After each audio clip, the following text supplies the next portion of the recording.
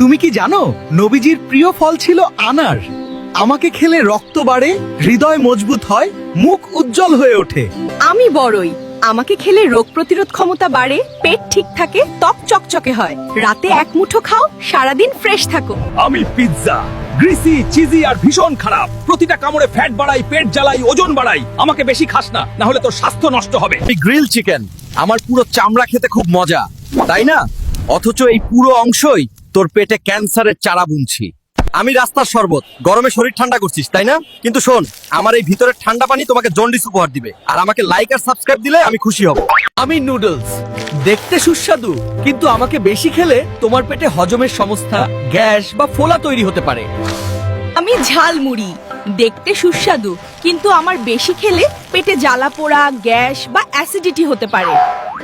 আমি চিপস, দেখতে মজাদার, কিন্তু আমাকে বেশি খেলে তোমার পেটে সমস্যা, অতিরিক্ত তেল জমা এবং হজমের অসুবিধা হতে পারে।